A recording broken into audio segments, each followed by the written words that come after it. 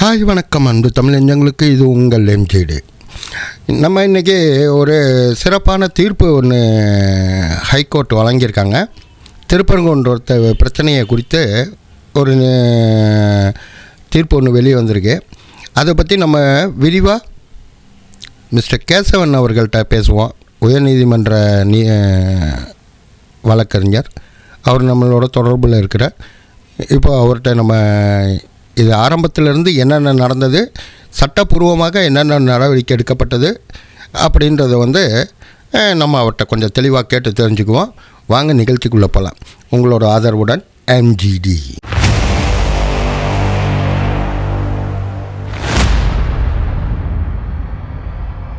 G வணக்கம். எனது பேர் கேசவன். நான் திருச்சியில வழக்கறிஞராக பணிபுரிஞ்சிட்டு இருக்கேன். அதே மாதிரி சென்னை உயர்நீதிமன்ற மதுரை கிளையின் மத்திய அரசின் மூத்த வழக்கறிஞரா நான் இருக்கேன். நான் அகில பாரத வழக்கறிஞர் சங்கம் சொல்லிட்டு அமைப்பு இருக்கு, வழக்கறிஞர்களுக்கான அமைப்பு இருக்கு. அதோட மாநில பொதுச் செயலாளரா தென் தமிழகத்துக்கு நான் பொறுப்புல இருக்கேன். இந்த வழக்கு தொடர்பா இப்ப பேசக்கூடிய வழக்கு தொடர்பா தொடர்ந்து அந்த வழக்கு விசாரணைகளில மூத்த வழக்கறிஞர்கள் பலர் ஆஜரானாங்க. அவர்களோடு சேர்ந்து வழக்கு நிகழ்வுகளை நேரடியா நான் கவனித்த நபர்களில் நானும் ஒருவர். ஜி, இப்போ என்னன்னு கேட்டிங்கன்னா, இந்த மதுரை திருப்பரங்குன்றத்தை பற்றி இன்றைக்கி மதுரை ஹைகோர்ட்டில் ஒரு தீர்ப்பு வழங்கியிருக்கிறதா ஒரு தகவல் வெளியாகிருக்கு. அதோட நிலைப்பாடு என்ன, அதோட நடந்த சம்பவம் என்ன, இப்போ கொடுக்கப்பட்டுள்ள தீர்ப்பு என்ன ஜி? இதை பற்றி கொஞ்சம் விளக்கமாக சொல்லுங்கள் ஜி. கண்டிப்பா. மதுரை உயர்நீதிமன்றத்துல மொத்தம் ஒரு 3 வழக்கு தாக்கல் ஆகுதுங்க. பரமசிவம்னு சொல்லிட்டு ஒருத்தர் வழக்கு தாக்கல் செய்யறாரு. அந்த வழக்கு என்னன்னு சொல்லி கேட்டீங்க அப்படின்னா, இந்த திருப்பரங்குன்றம் கோயில இல்லீகலா சிக்கந்தர் மலைன்னு சொல்றதுக்கு சொல்லிட்டு வராங்க. சிக்கந்தர் மலைன்னு பெயர் மாற்றத்துக்கு முயற்சி செஞ்சுட்டு இருக்காங்க. அவ்வாறு அதை மாற்றக்கூடாது. மேலும் அந்த இடத்துல அனிமல்ஸை ஆடு, கோழி இந்த மாதிரி உயிர் பலியிடுவதற்கான நடவடிக்கைகளை அவ்வப்போது செய்துட்டு வராங்க ஒரு சில நபர்கள். அதுக்கு தடை விதிக்கணும் அப்படின்னு சொல்லிட்டு பரமசிவங்கிறவர் ஒரு வழக்கு தாக்கல் செய்யறாரு, நீதி பேரணை. அதே நேரத்துல கண்ணன்கிறவர் இன்னொரு நீதி பேரணை வழக்கு தாக்கல் செய்யறாரு. அதுல என்ன பிரேயர் கேட்கிறான்னா, மோராலஸ் பரமசிவம் என்ற நபர் என்ன பிரேயர் கேட்டாரோ அதே மாதிரியான பிரேயர் பிளஸ் இந்த 8வது பிரதிவாதியா யாரை சேர்த்திருக்காங்கன்னா, சிக்கந்தர் பாதுஷா அவுலியா தர்கான்னு சொல்லிட்டு அந்த தர்காவை சேர்த்திருக்காங்க. அவங்க அந்த இதுல எவ்விதமான உணவுப் பொருள்களும் மனித அதாவது விலங்கினங்களை பலியிடப்பட்டு, அதாவது இறைச்சிகள், மாமிசங்கள், உணவுப் பொருள்களை மலையில வச்சு கொடுக்க கூடாது அப்படின்னு சொல்லிட்டு கொடுக்கறதுக்கு தடை விதிக்கணும் அப்படின்னு சொல்லிட்டு ஒரு பேர் கேட்கிறாரு. 3வது இன்னொருத்தர் ஏபி ராமலிங்கம்னு சொல்லிட்டு அவரு ஹிந்து மக்கள் கட்சின்னு சொல்லிட்டு அந்த கட்சியோட ஸ்டேட் ஆர்கனைசேஷன் செக்ரட்டரின்னு சொல்லிட்டு அவரு ஒரு வழக்கு தாக்கல் செய்யறாரு. அவர் என்ன வழக்கு தாக்கல் செய்யறாருன்னா, அந்த நெல்லித்தோப்புங்கிறது அருள்மிகு சுப்பிரமணிய சுவாமி கோயிலுக்கு சொந்தமானதுதான், கோயிலோட ஒரு இதுதான். அந்த இடத்துல இந்த சிக்கந்தர் பாதுஷா தர்காங்கிற நபர்கள் பிரேயர் பண்றாங்க. அந்த பிரேயர் பண்ணக்கூடாது, பிரேயர் பண்றதுக்கு அனுமதிக்க கூடாது அப்படின்னு சொல்லிட்டு ஒரு 3 விதமான வழக்குகள் திருப்பரங்குன்றம் மலை தொடர்பாக தாக்கல் செய்யப்படுது. இந்த வழக்குகள் ஆரம்பத்துல பாத்தீங்க அப்படின்னா, சென்னை உயர்நீதிமன்ற மதுரை கிளையில நீதி அரசர்கள் நிஷாபானு மற்றும் நீதி அரசர் ஸ்ரீமதி ஆகியோர்கள் முன்பு விசாரணைக்கு வருது. அவங்களுக்கு விசாரணைக்கு வந்ததுக்கு அப்ப பாத்தீங்க அப்படின்னா, அவங்க நீதி அரசர்கள் இருவரும் 2 மாறுபட்ட தீர்ப்புகளை கொடுக்குறாங்க. குறிப்பா நீதி அரசர் நிஷாபானு அம்மா இது சிக்கந்தர் மலைன்னு சொல்லலாம் அப்படிங்கிறாப்லையும், அங்க மாமிசங்கள் சாப்பிடுறத பொறுத்த வரைக்கும் தடை விதிக்க இயலாது அப்படின்னு சொல்லிட்டும், ஏற்கனவே இது ஒரு கடந்த பாதைகள் பாத்தீங்க அப்படின்னா கிட்டத்தட்ட 1900 இந்த வழக்குகளை டீட்டெயிலா டிஸ்கஸ் பண்ணிருப்பாங்க. 1958 ஆர்கியாலஜி டிபார்ட்மெண்ட் பத்தி எல்லாம் பேசுவாங்க. அதே மாதிரி இப்போ அனிமல்ஸ் பொறுத்த வரைக்கும் இந்த சிக்கந்தர் மலைக்காக வந்து வேலைக்காரர் காலத்துல இருந்து என்னென்ன வழக்குகள் நடந்துட்டு இருந்துச்சு அப்படிங்கறது எல்லாத்தையுமே அதுல டிஸ்கஸ் பண்ணுவாங்க. டிஸ்கஸ் பண்ணிட்டு பழைய வழக்குகள் பிரிவி கவுன்சில் அது பேர் நம்ம சொல்லுவோம். அந்த பிரிவி கவுன்சில்ல என்னென்ன வழக்குகள் நடந்துச்சு, அந்த வழக்குகள்ல என்னென்ன விதமான விஷயங்கள் எல்லாத்தையுமே வந்து சிவில் கோர்ட் வந்து முடிவு செய்யறதுக்கு கையாண்டாங்க. உதாரணத்துக்கு 1920 வந்து சப்போர்ட் ஆஃப்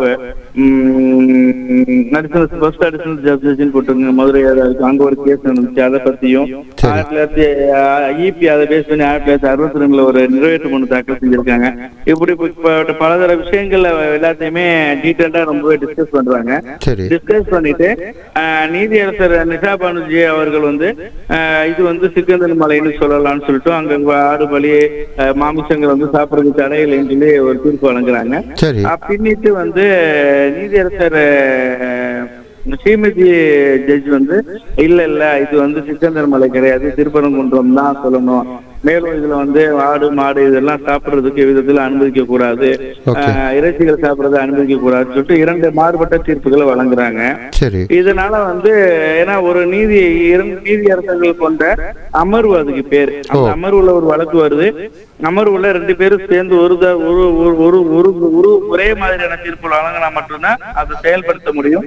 இருவரும் மாறுபட்ட தீர்ப்புகளை வழங்கும் பட்சத்துல அப்படிப்பட்ட வழக்குகளை வந்து 3வது ஒரு நீதிபதிக்கு அதை பரிந்துரை செய்வாங்க. அந்த மாதிரி இந்த வழக்கை வந்து நீதியரசர் விஜயகுமார் ஜட்ஜ் அப்படின்னு சொல்லிட்டு அவங்கள்ட்ட அந்த வழக்கை வந்து டிரான்ஸ்பர் பண்றாங்க. நீங்க வந்து ஒரு தீர்ப்பு வழங்குங்கன்னு சொல்லி பரிந்துரைக்கிறாங்க. அதன் அடிப்படையில வந்து இந்த வழக்குகளுக்காக வந்து சென்னை உயர்நீதிமன்றத்துல மத்திய அரசு மூத்த வழக்கறிஞராக இருந்தாரு கார்த்திகேயன் சொல்லிட்டு சீனியர் டெசிக்னேட்டட் ஸ்டாண்டிங் கவுன்சில். அவர் வந்து பெட்டிஷன்களுக்காக அப்பியர் ஆகுறாரு. அப்புறம் கவர்மெண்ட்ல இருந்து பாத்தீங்கன்னா ஜே ரவீந்திரன் சொல்லிட்டும் மூத்த வழக்கறிஞர், அவர் அடிஷனல் ஜெனரலா இருக்காரு அவரு. அப்புறம் அடிஷனல் கவர்மெண்ட் பேட்ரன் சொல்லிட்டு SR ராமச்சந்திரன் சார், அப்புறம் கவர்மெண்டோட அடிஷனல் அட்வொகேட் ஜெனரல் வீர கதிரவன் சார், அப்புறம் சீனியர் அட்வொகேட் வந்து சண்முக சுந்தரம் சொல்லிட்டு அவரு, அப்புறம் வாஞ்சிநாதன் சொல்லி ஒரு அட்வொகேட், அவரு கம்யூனிஸ்ட் அட்வொகேட் அவரு. இந்த மாதிரி நிறைய வழக்கறிஞர்கள் எல்லாருமே வந்து ஒவ்வொரு தரப்புல ஒவ்வொருத்தரும் ஆஜராகி இந்த வழக்குல பேசுறாங்க. இந்த வழக்கை வந்து முழுமையா விசாரிச்ச இந்த நீதியரசர் விஜயகுமார் ஜெட் வந்து கிட்டத்தட்ட 2-3 நாட்கள் தொடர்ந்து வந்து வழக்குல வந்து விசாரணைகள் போயிட்டு இருந்துச்சு. அதுல வந்து அவர் டீட்டெயில்டா இந்த நீதியரசர் நிஷா பானுஜி அவர்கள் வந்து எதனால இந்த இதை சொன்னாங்க அப்படிங்கறதையும் தீர ஆரம்பிச்சு, நீதியரசர் ஸ்ரீமதி ஜட்ஜ் வந்து எதனால இந்த தீர்ப்பு சொன்னாங்க அப்படிங்கறதையும் தீர ஆரம்பிச்சுட்டு ஒரு கடைசியா வந்து எல்லா விஷயத்தையும் டீட்டெயில்டா பரிசீலனை செஞ்சு ஒரு உத்தரவு போடுறாங்க. அந்த உத்தரவுல தெளிவா சொல்லிடுறாங்க, நீதியரசர் ஸ்ரீமதி ஜட்ஜி சொன்ன உத்தரவு சரி, அந்த உத்தரவை வந்து நம்ம பின்பற்றணும். நீதியரசர் நிஷா பானுஜி வந்து சொன்ன உத்தரவு WP நம்பர் சொல்லி அந்த உத்தரவு 15,569/2023 சொன்ன உத்தரவை வந்து ஏற்றுக்கிறோம் அப்படிங்கிறப்ப ஒரு உத்தரவை சொல்லிட்டாங்க. அதாவது என்ன சொல்றாங்க அப்படின்னு சொல்லி கேட்டீங்கன்னா, இந்த இடம் வந்து திருப்பரங்குன்றம் என்றுதான் அழைக்கப்பட வேண்டும். இந்த மலை வந்து திருப்பரங்குன்றம் தான் என்ன காலத்திலும் வந்து கந்தர் மலையாகவோ அல்லது சிக்கந்தர் மலையாகவோ அது அழைக்க கூடாது. திருப்பரங்குன்றம் என அழைக்கணும் என்று நீதியரசர் ஸ்ரீமதி ஜட்ஜ் அவர் உட்பட்ட உத்தரவை இந்த நீதியரசரும் உறுதி செஞ்சு ஒரு உத்தரவு வழங்கினாரு. அது மட்டும் இல்லாம அந்த நெல்லித்தோப்புங்கிறது தான் இஷ்யூ ஆன பெரிய இடமே. நெல்லித்தோப்புங்கிறது வந்து அந்த இடத்துலதான் வந்து ஆடு கோழி இந்த மாதிரியான பழைய அனிமல்ஸ் சமைச்சு சாப்பிட்டு இருந்தாங்க. அந்த மாதிரியான விஷயங்கள் அந்த இடத்துல செய்யக்கூடாது. வேணுமென்றால் ரம்ஜான் பக்ரீத் இந்த மாதிரி ஃபெஸ்டிவல் டேஸ் வர அன்னைக்கு எல்லாம் அங்க வந்து பிரேயர் கண்டக்ட் பண்ணலாமே தவிர வேற எந்த விதத்திலேயும் ட்ரெடிஷனல் பாரம்பரியத்தை பாழாக்கக்கூடிய விஷயங்கள் எதையுமே செய்யக்கூடாது அப்படின்னு சொல்லி ஒரு உத்தரவு போடுறாங்க. மேலும் இது தொடர்பாக வந்து சிவில் கோர்ட்ல கொடுத்த உத்தரவுப்படி நடக்கணும் அப்படின்னு சொல்லி திருப்பரங்குன்றத்தை பத்தி சிவில் கோர்ட்டு கொடுத்த உத்தரவுப்படி தான் நீங்க நடக்கணும், வேற எந்த விதத்திலும் நடக்க கூடாதுன்னு சொல்லிட்டு ஒரு உத்தரவு போடுறாங்க. இது இப்படி மத ரீதியாக இதை கொண்டு போனாங்களாச்சு இல்லை வெறும் ஆதார அடிப்படையிலேயே கொண்டு என்னாச்சுன்னு சொல்லி கேட்டீங்க அப்படின்னா, இப்ப பாத்தீங்கன்னா முருகன் மாநாடு நடந்துச்சு பாத்தீங்களா? முருகன் மாநாடு நடந்ததுக்கெல்லாம் வந்து இந்த விஷயம் ஒரு முக்கிய காரணம் தான். ஏன்னா திருப்பரங்குன்ற விஷயத்த பாத்தீங்க அப்படின்னா ரொம்பவே பாத்தீங்கன்னா ஒவ்வொரு ஏன்னா இதை மத ரீதியா கொண்டு போயிட்டாங்கிறதுதான் உண்மை. காரணம் பாத்தீங்கன்னா, நான் இங்க வந்து மேல உட்காந்து நாங்க ஆட்டுக்கறி சாப்பிட போறோம், பிரியாணி சாப்பிட போறோம், மட்டன் சாப்பிட போறோம்னு சொல்லி ஒரு இஷ்யூ நடந்துட்டு இருந்துச்சு. பெரிய இஷ்யூ ஆகி நிறைய 2 தரப்புல இருந்து எஃப்ஐஆர் போட்டாங்க. திருப்பரங்குன்றத்துல அனைவரும் ஒன்று கூறுவோம்னு சொல்லிட்டு இந்து முன்னணி சார்பாக வந்து ஒரு பெரிய எழுச்சியான ஒரு பேரணியில் நடந்துச்சு. பிளஸ் அவங்களும் அதே மாதிரி வந்து இஸ்லாமிய சமூகத்தை சேர்ந்தவர்கள் வந்து இல்லை, இது வந்து இஸ்லாமிய வழிபாட்டு தலம் தான், அதனால இங்க ஆடு உள்ளிட்ட மாமிசங்கள் சாப்பிடுறதுக்கு தடை கிடையாது, நாங்க மேலே போய் சாப்பிடுறோம்னு சொல்லிட்டு அங்க மேல கொண்டு போய் சாப்பிட்ட நிகழ்வுகள் எல்லாம் நடந்துச்சு. இதற்கு பின்னிட்டு தான் வந்து இந்த திருப்பரங்குன்றத்தை காப்பாற்றியே ஆக வேண்டும் அப்படின்னு சொல்லிட்டு இந்து முன்னணி சார்பாகவும் மற்றும் இந்து மத இதற்காக போராடி கொண்டிருக்கிற நபர்கள் சார்பாகவும் வந்து பல்வேறு சட்ட நடவடிக்கைகள் எடுக்கப்பட்டுச்சு, போராட்டங்கள் எடுக்கப்பட்டுச்சு. அவற்றின் தொடர்ச்சியா தான் வந்து இந்த வழக்கும் நீதிமன்ற சென்னை உயர்நீதிமன்ற மதுரை கிளையில தாக்கல் செய்யப்பட்டுச்சு. 2023 இருந்து இந்த வழக்குகள் நடந்துட்டு இருந்துச்சு. அதோட இறுதி வடிவமாகத்தான் வந்து இப்போ வந்து 3வது நீதியரசர் வந்து இந்த தீர்ப்பு வழங்கியிருக்காரு. இந்த தீர்ப்பு செயல்படுத்தப்படும். இது இப்போ வந்துட்டு இந்த பிரச்சனையில் இது முற்றுப்புள்ளியாக பார்க்கப்படுமா இல்லை இன்னும் கொஞ்சம் இதை வேற மாதிரி கொண்டு போவாங்களா? இதுல இந்த பிரச்சனைக்கு வந்து இது கண்டிப்பா முற்றுப்புள்ளியா தான் இருக்கும் நான் நம்புறேன்.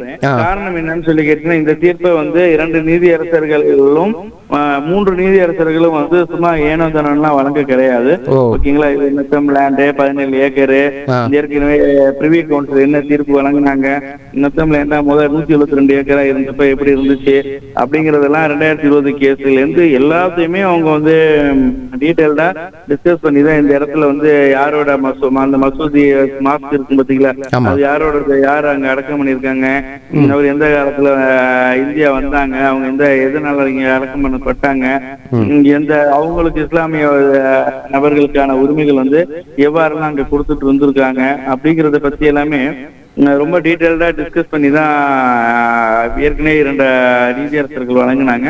அதன் தொடர்ச்சியா தான் இந்த உத்தரவு வழங்கப்பட்டுச்சு. இந்த உத்தரவுல வர்றப்ப மேற்படி கோயில்கள் என்னென்ன கோயில்கள் இருக்கு அப்படிங்கறத பத்தி எல்லாமே விசாலாட்சி அம்மன் டெம்பிள் இருக்கிறவங்க இருந்து காசி விஸ்வநாதர் டெம்பிள் இருக்கிறதுல இருந்து எல்லா விஷயங்களையுமே அதே சமயத்துல வந்து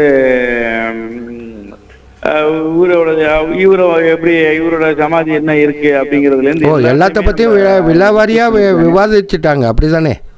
எல்லாத்தையுமே டீடைல்டா அங்க மச்ச முடிவுன்னு சொல்லிட்டு அவரோட ஜீவ சமாதி எல்லாம் இங்க இருக்கு. அத பத்தி எல்லாமே கூட அதுல டீடைல்டா விசாரிச்சு டீடைல்டா டிஸ்கஸ் பண்ணி தான் இந்த ஆர்டரை போட்டிருக்காங்க. கண்டிப்பா இந்த நீதியரசர் வழங்கிய உத்தரவு வந்து உறுதி செய்யப்படும். ஒருவேளை இதனால் பாதிக்கப்பட்ட நபர்கள் வந்து உச்ச நீதிமன்றம் சென்றார்கள் என்றால் இந்த உத்தரவு வந்து உறுதி செய்யப்படும். திருப்பரங்குன்றம் என்ற பெயர் காப்பாற்றப்படும் அப்படிங்கிற நடைமுறை இருக்கு. Okay G, okay G, thank you. இதை பற்றி நம்ம இன்னொரு விஷயத்தை பற்றி நம்ம விரிவாக பார்க்கலாம் ஜி. நன்றி, வணக்கம். நன்றி, வணக்கம். ஓகே, இதுபோல் இன்னொரு செய்தியில் இதை தொடர்ந்து முக்கிய பிரமுகர்களை நம்ம தொடர்பு கொண்டு அதுக்குள்ள விளக்கத்தையும் நம்ம வாங்குவோம். இந்த கருத்து உங்களுக்கு பிடிச்சிருந்ததுன்னா லைக் பண்ணுங்கள், ஷேர் பண்ணுங்கள், கமெண்ட் பண்ணுங்கள், மறக்காமல் சப்ஸ்கிரைப் பண்ணுங்கள். கமெண்ட்டை அவசியம் தேவை. உங்களால் நாங்கள் வளரணும்னு சொன்னாக்கா நீங்கள் கமெண்ட்டு கண்டிப்பாக பண்ணால் மட்டும்தான் நம்ம வளர்ச்சி அடைய முடியும். இன்னொரு நிகழ்ச்சியில் நம்ம எல்லோரும் சந்திப்போம். வணக்கம்.